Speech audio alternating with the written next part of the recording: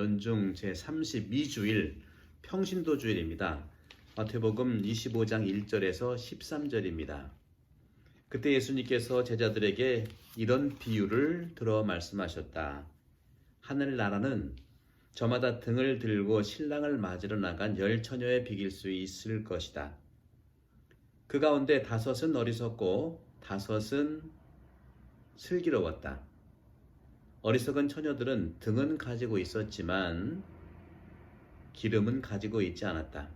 그러나 슬기로운 처녀들은 등과 함께 기름도 그릇에 담아 가지고 있었다. 신랑이 늦어지자 처녀들은 모두 졸다가 잠이 들었다. 그런데 한밤중에 외치는 소리가 났다. 신랑이 온다. 신랑을 맞으러 나가라. 그러자 처녀들이 모두 일어나 저마다 등을 챙기는데 어리석은 처녀들이 슬기로운 처녀들에게 우리 등이 꺼져가니 너희 기름을 나누어다오 하고 청하였다. 그러나 슬기로운 처녀들은 안 된다. 우리도 너희도 모자랄 터이니 차라리 상인들에게 가서 사라 하고 대답하였다. 그들이 기름을 사러 간 사이에 신랑이 왔다. 준비하고 있던 처녀들은 신랑과 함께 혼인잔치에 들어가고 문은 닫혔다. 나중에 나머지 처녀들이 와서 주인님 문을 열어주십시오 하고 청하였지만 그는 내가 진실로 너희에게 말한다. 나는 너희를 알지 못한다 하고 대답하였다. 그러니 깨어 있어라. 너희가 그날과 그 시간을 모르기 때문이다. 주님의 말씀입니다. 그리스도님 참여합니다. 여러분들 오늘 하느님 나라, 그렇죠? 하늘나라, 신랑을 맞으러 나간 10처녀에 비길 수 있다 하고 주님은 말씀하십니다. 그런데 오늘 복음을 보게 되면 어리석은 처녀들은 등은 가지고 있었지만 기름은 가지고 있지 않았다.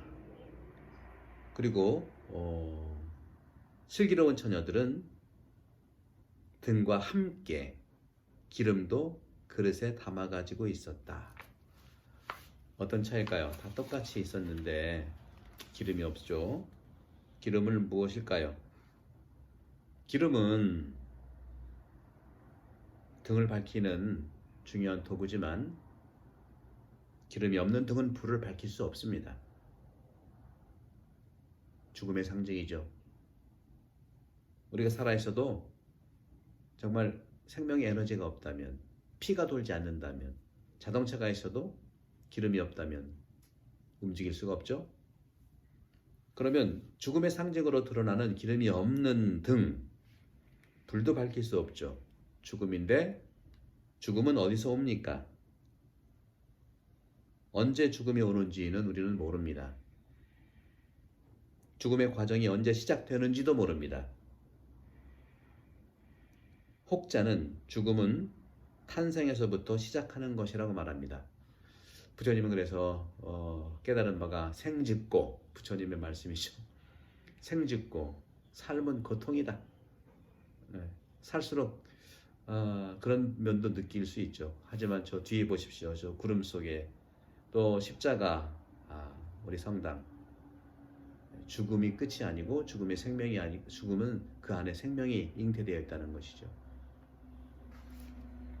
그리스도인들은 의인들의 영원한 생명을 믿고 있습니다.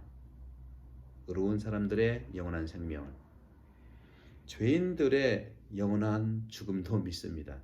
죄인들은 영원한 죽음이라는 것이죠. 의인들은 영원한 삶이고, 이 영원한 죽음은 언제 시작합니까? 영원한 생명은 은총으로 시작하고 있는 것이죠. 은총이 없는 것은 또 반대일 수 있지 않겠습니까?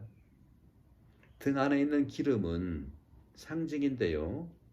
그렇기 때문에 인간은 거룩한 은총을 잃는 순간 죽음이 시작됩니다. 기름은 은총이에요. 은총은 내가 나눠줄 수 없잖아요. 하나님이 모두에게 주는 은총이기 때문에 그렇죠. 저도 나누고 싶어요.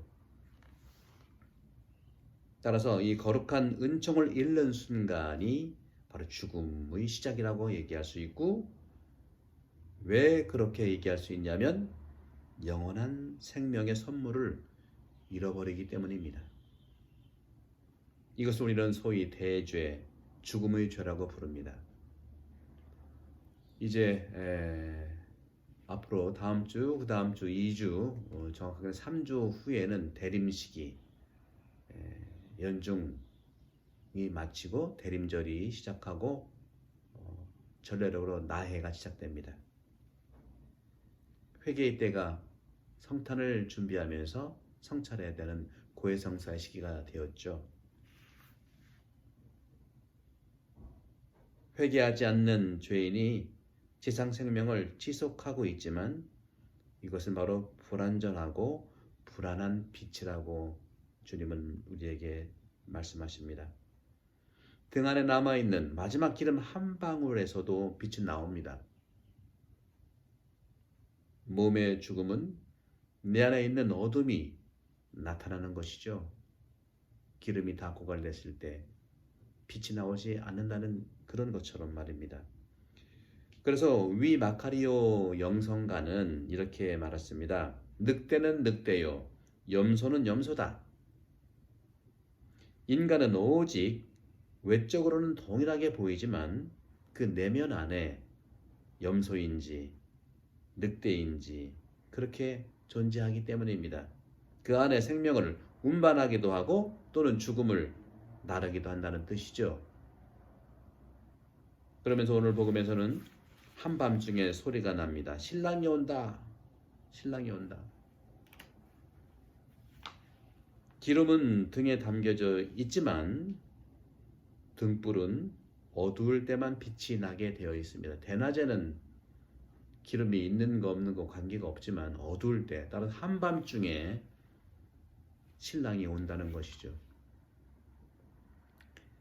대낮에 모든 등은 기름이 들어있든 들어있지 않든 외적으로 똑같고 기능도 그렇게 필요하지 않습니다. 그러면 언제 어두워질까요? 언제 한밤중이라는 것은 어떤 의미일까요? 한밤중, 어둠은요, 몸의 죽음과 함께 온다는 뜻을 주님은 말씀하십니다. 인간의 생명은 많은 순간들 안에서 밤 안개가 낀 순간 생명의 길을 잃습니다. 이 순간 누가 은총의 빛을 가졌는지 아닌지를 알 수가 있는 것이죠. 성인들도 어둠 속에서 살아가곤 했습니다. 성인이라고 해서 우리가 가지는 모든 고통을 갖지 않은 것은 아닙니다. 예수님도 고통 중에 주님께 울부짖지 않았습니까? 하느님께. 그 안에서, 그 어둠 속에서 하늘이 닫혔던 것처럼 여기는 듯 하였습니다. 리지웨의 소아데레사 성녀도 생을 마치기 전에 이 같은 느낌이 밀려왔다고 말하고 있습니다. 하지만 그녀에게는 그 같은 어려움 속에서도 확실한 것이 남아 있었는데 바로 그것이 신앙이었습니다. 믿음이었습니다. 한 방울의 기름도 은총이고 신앙이지요. 위 마카리오 영성가는 또 다음과 같이 말하였습니다. 바람 속에서 켜진 등불은 걸어갈 때 혹시 그 불이 꺼질까봐 불안해합니다. 하지만 불꽃은 불분명하고 흔들거리지만 꺼지지 않고 바람이 잠잠해질 때 결정적으로 빛이 나는 확실성을 갖고 있다. 그렇습니다. 지금 우리가 등불을 가지고 있는데 기름이 가득 찼다 하더라도 대낮에는 그 등불을 킬 필요가 없으니까 불안해해요. 무겁기만 하고. 그렇죠? 이 등불에 있는 기름 무슨 소용이 있는가? 대낮이 이렇게 환한데. 그렇습니다. 우리는 이 등불이라고 하는 것은 그 안에 기름을 언제 쓰느냐는 고통 중에 있을 때, 어둠 속에 있을 때, 우리가 힘들 때 그 기름을 통해서 은총이 더 빛난다는 것이죠. 그러니 주님께서는 말씀하십니다. 오늘 복음에서 그러니 깨어 있어라. 너희가 그날과 그 시간을 모르기 때문이다. 신앙은 어둠 속에서 도약하고 일어납니다. 제가 많이 좋아하는 4세기의 카파도키아의 교부, 여러분 신학개론 대강좌 들으시면 아시겠지만 카파도키아의 교부 바실리오, 나지안조의 그레고리오, 니사의 그레고리오. 그 중에서 니사의 그레고리오는 신비 영성가인데 니사의 그레고리오 성인은 이렇게 말씀하셨습니다. 하느님을 만나기 직전 산 위에 있는 모세의 감정을 그렇게 쓰고 있어요. 어두워요. 모세 일생이라는 그 신비 서적을 썼는데 시나이산에 올라갔어도 또 시나이산에 올라가기 직전에도 또 정상에 있어서도 하느님은 보이지 않았다. 어두웠다. 그러나 그 어두운 것은 거룩한 어둠이었다 하는 말을 하고 있죠.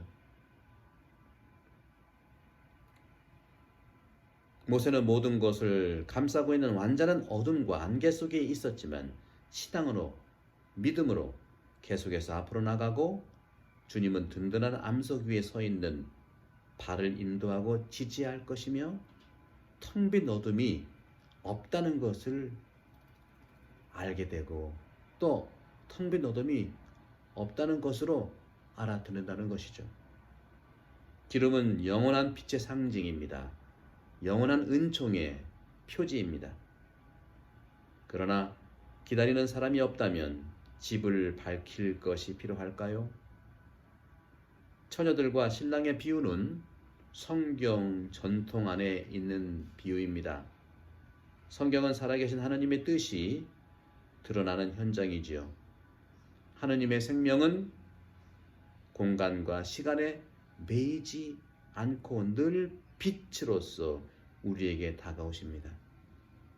삼위일체 하느님 안에서 만남을 영원한 생명과의 만남이고 접근할 수 없는 빛 속에서의 만남입니다.